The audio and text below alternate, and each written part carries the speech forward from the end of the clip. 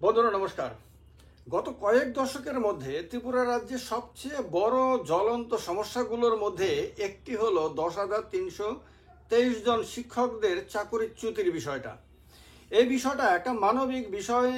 এ নিয়ে দিকে দিকে ঘরে ঘরে হাহাকার পড়ে গেছিল।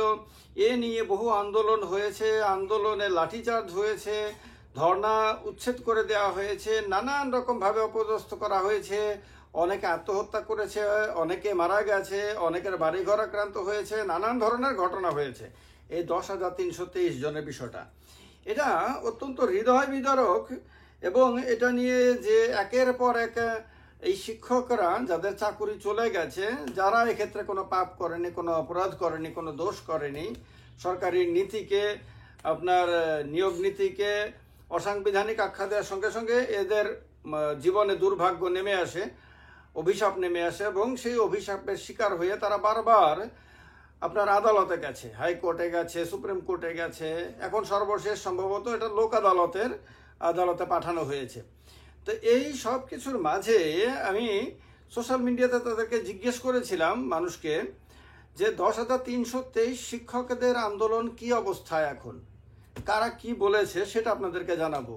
কিন্তু এই প্রশ্নটার নিচে কয়েকজন কমেন্ট করেছেন, এর মধ্যে একটা কমেন্ট আপনাদেরকে পড়ে শোনাচ্ছি। এটা অত্যন্ত গুরুত্বপূর্ণ এবং ভালো করে এই কমেন্টটা, তিনি যে কথাগুলো বলছেন, আমি জানি না তিনি 10,323 জন শিক্ষকের মধ্যে পড়েন কিনা, না তাদের গার্জিয়ান বা তাদের পরিবারের কেউ বা অন্য কেউ, কিন্তু তার বক্তব্যটা গুরুত্বপূর্ণ বলে আপনাদেরকে আমি শোনানো দরকার বলে মনে করেছি। তার নাম হলো, ভদ্রমহিলার নাম হলো দিশারি জমাতিয়া। তিনি কমেন্ট করেছেন যে স্যার, আন্দোলন করে আর কিছুই হবে না, এটা স্পষ্ট। আন্দোলন করে যে লাভ হবে না, এটা তাদের ধারণা হয়ে গেছে। রাজ্য এবং দেশবাসী অনেক আন্দোলন দেখেছেন। এই বেআইনি ছাঁটাই শিক্ষিকাদের, এটা আমাদের রাজ্যে না, শুধু পশ্চিমবঙ্গে, আরও অনেক রাজ্যেই এরকম যাদের ছাঁটাই করা হয়েছে তাদের আন্দোলন দেখেছেন, কথাটা সত্যি। কিন্তু সমস্যার সমাধান হচ্ছে না, কোথাও এই সমস্যার, এই আন্দোলনের সমাধান হয়েছে বলে শোনা যায়নি, এটাও ঠিক। এখন আইনি পথেই সমস্যার সমাধান সম্ভব হবে যদি কোর্ট আমাদের পক্ষে রায় প্রদান করে। তার মানে ভদ্রমহিলা উনিও এই 10,323-এর মধ্যে একজন আছেন, বোঝা গেল। আর ভারতবর্ষ যদি গণতান্ত্রিক দেশ হয়ে থাকে এবং আইন ও সংবিধান যদি নিরপরাধ অসহায় মানুষদের ন্যায় বিচার দেওয়ার জন্য নিরপেক্ষ নীতিতে প্রতিষ্ঠিত হয়ে থাকে, তাহলে একদিন জয় আমাদেরই হবে।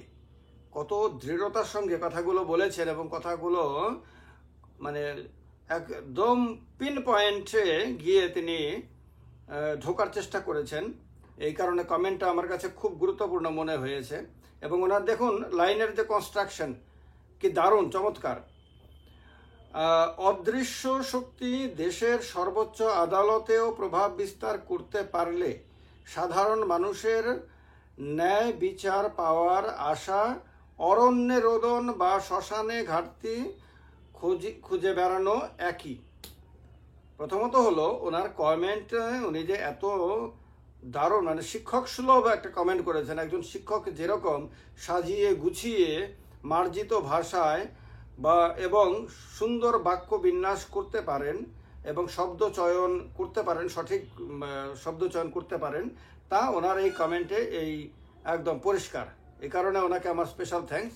কিন্তু এই যে একটা হলো ওনার ন্যায় বিচারের প্রতি, আদালতের প্রতি এখনো আস্থা প্রকাশ করেছেন।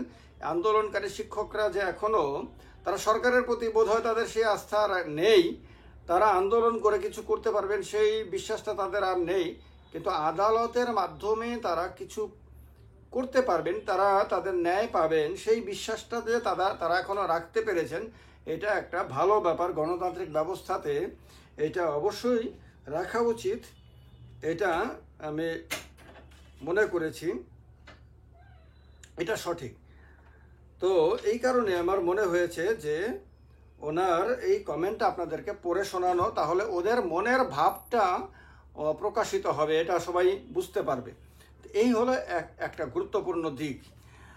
আর দ্বিতীয়ত হলো, আমি যে প্রশ্নটা রেখেছিলাম 10,323 শিক্ষকদের আন্দোলন কি অবস্থায় এখন, তার উত্তরগুলো আমি এরকম পাট করে দিয়েছিলাম। একটা হলো আইনি লড়াইয়ে ব্যস্ত, 29% মানুষ বলে মেনে নিয়েছেন যে তারা আইনি লড়াইয়ে ব্যস্ত।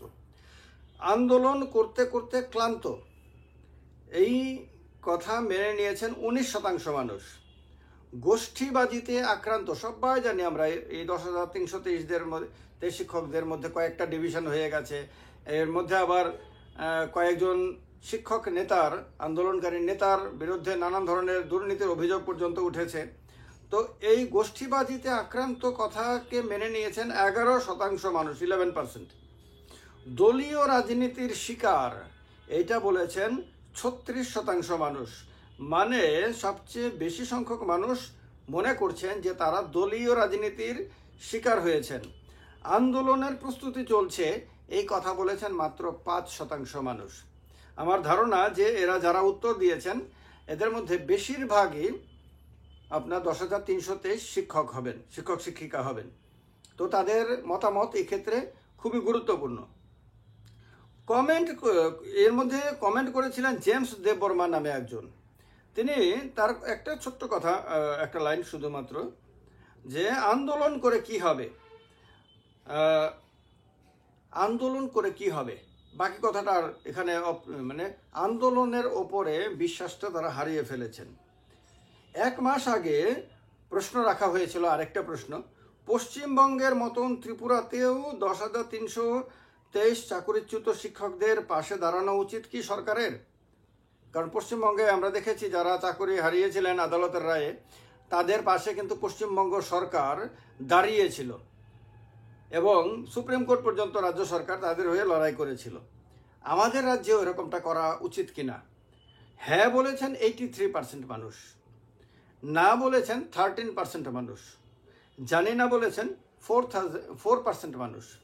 তো এতে বোঝা যাচ্ছে যে বেশিরভাগ মানুষের তাদের প্রতি সহানুভূতি রয়েছে, কারণ তারা তো দোষ করেনি, অপরাধ করেনি। একজন বেকার যুবক যুবতী চাকরির জন্য সরকারের যখন বিজ্ঞাপন বেরোয় তখন আবেদন করবে, আবেদন করে রিটেন টেস্ট দেবে, তারপর ভাইবা হবে, তাতে পেয়ার করবে, এগুলো খুব নর্মাল। তারপর চাকরি পাবে, চাকরি পেলে সে চাকরিতে জয়েন করবে, মানে শিক্ষা দপ্তর হলে শিক্ষক হিসাবে চাকরি পেলে শিক্ষকতা করবে, ছাত্রছাত্রীদেরকে পড়াবে প্রত্যেক দিন।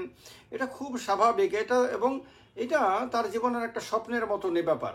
এই স্বপ্নটা যখন বাস্তবায়িত হয় তখন তার জীবনে একটা আনন্দ চলে আসে, সে সুখে শান্তিতে আরামে আনন্দে তার ছাত্র এবং স্কুল নিয়ে সুখে জীবনযাপন করতে চায় এবং সমাজকে কিছু একটা দেওয়ার চেষ্টা করতে থাকে। সেই শিক্ষকরা যদি হঠাৎ করে সরেন যে সরকারের ভুলের কারণে, তাদের কোনো ভুল হয়নি, অপরাধ হয়নি, দোষ হয়নি, ত্রুটি হয়নি, কিছু হয়নি, সরকারের ভুলের কারণে তারা আগামী অমুক একটা নির্দিষ্ট তারিখের পরে আর তারা স্কুলে যেতে পারবেন না, তারা আর ছাত্রদেরকে পড়াতে পারবেন না, তারা আর শিক্ষক থাকবেন না, তারা চাকরিচ্যুত হয়ে যাবেন, তারা অসহায় হয়ে যাবেন, তাদের রোজগারের একমাত্র রাস্তাটা বন্ধ হয়ে যাবে, তাদের ঘরের মধ্যে ওষুধের দরকার লাগলে ওষুধ কিনতে পারবেন না, বাচ্চার জন্য দুধের দরকার লাগলে দুধ কিনতে পারবেন না, বাবা মা বৃদ্ধ থাকলে তাদের খাবারের ব্যবস্থা করতে পারবেন না, তাদের নিজের জীবনযাপনের জন্য যা যা দরকার তার ব্যবস্থা করতে পারবেন না। তখন সেই মানুষটার জীবনে একটা অন্ধকার নেমে আসে, একটা দুর্বিষহ যন্ত্রণা তার ভেতরে তাকে ছটফট করায়। তো সেই মানুষগুলোর পাশে এই সমাজের, রাষ্ট্র ব্যবস্থার মানবিক দৃষ্টিতে যে দাঁড়ানো উচিত, এ নিয়ে আমার মনে হয় যে আমার যারা দর্শকরা রয়েছেন তাদের কারোর মধ্যে কোনো দ্বিমত থাকতে পারে না। হতে পারে তাদের মধ্যে অনেকে সিপিএমের সমর্থক, হতে পারে তাদের মধ্যে অনেকে কংগ্রেস সমর্থক, হতে পারে তাদের মধ্যে অনেকে বিজেপির সমর্থক, হতে পারে তাদের মধ্যে অনেকে কোনো পার্টিকে পছন্দ করে না, এরকম হতেই পারে। এটা রাজনৈতিকভাবে তাদের প্রত্যেকের আলাদা আলাদা রাজনৈতিক দলকে সমর্থন করার, বিরোধিতা করার গণতান্ত্রিক অধিকার রয়েছে। আর এই অধিকার আমাদের দেশের সংবিধান তাদের সবাইকে দিয়েছে, তাদেরকেও দিয়েছে। তো এই রাজনৈতিক কারণে তো হতেই পারে না যে কারোর প্রতি কেউ বলবে যে তাদের ঘরের মধ্যে যদি অশান্তি থাকে, তাদের ঘরের মধ্যে যদি হাহাকার থাকে, তাহলে তার মানে অন্য কেউ তো নিশ্চয়ই খুশি হতে পারে না। তো এই কারণে আমার মনে হয় এই বিষয়টা নিয়ে ডেফিনেটলি সমাজের এবং সরকারের ভাবা উচিত, চিন্তাভাবনা করা উচিত, এবং এর কোনো সলিউশন বার করতে পারলে এটা বোধহয় রাজ্যটাকে একটা বড় অভিশাপের হাত থেকে বোধহয় মুক্তি দেবে। এবং এই মানুষগুলোর পরিবারগুলোতে যে হাহাকার চলছে, এই হাহাকার থেকে তাদের পরিবারগুলোতে যদি হাসি আনন্দ যদি ফিরিয়ে দিতে পারে, তাহলে এটা বোধহয় রাজ্য সরকারের এবং শাসক দলের এটা একটা বড় সাফল্য হবে। আর বিরোধী দলগুলো এ নিয়ে যখন যখন তাদের স্বার্থে দরকার লাগে দুইটা কথা বলে, এরপরে তো তারা চুপ হয়ে যায়। তো তাদের দায়িত্ব এইটুকু পর্যন্তই। তো ফলে খুব স্বাভাবিকভাবেই এরা যে বেশিরভাগ মানুষ যে বলেছেন যে তারা দলীয় রাজনীতির শিকার, এতে বোধহয় কোনো সন্দেহ নাই, এটা বোধহয় তারা ভুল বলেননি। আপনারা কি বলেন সেটা কমেন্ট বক্সে কমেন্ট করে জানাবেন। তবে মানুষ হিসাবে মানবিক দৃষ্টিতে দেখাই আমার মনে হয় যথাযথ হবে। ভালো লাগলে ভিডিওটিকে শেয়ার করে অন্য বন্ধুদেরকে এই আলোচনা শোনার জন্য সুযোগ করে দেবেন। ভালো থাকবেন। নমস্কার। জয় হিন্দ।